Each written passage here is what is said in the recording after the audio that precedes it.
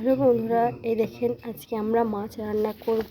আম দিয়ে পেঁয়াজটাকে ভালো করে মেশিনের মধ্যে গ্রাইন্ড করে নিয়েছি। চলেন দেখাচ্ছি কেমন সাজিয়ে আমরা রান্না করব। পাতিলা চাপিয়ে দিচ্ছি মাছ। মাছ আমরা দিয়ে দিচ্ছি।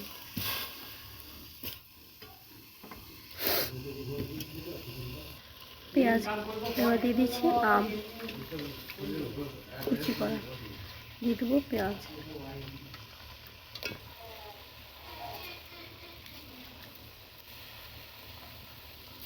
দিয়ে দিচ্ছি হলুদ গুঁড়ো, লঙ্কার গুঁড়ো, দিয়ে দিচ্ছি লবণ,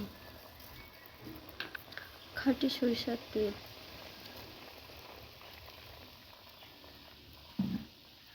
পরিমাণ মতন জল। মাছটা সাজানো হয়ে গেছে। মাছ আমাদের রান্না হয়ে গেছে, এই দেখেন। এবার আমরা নামিয়ে দেবো।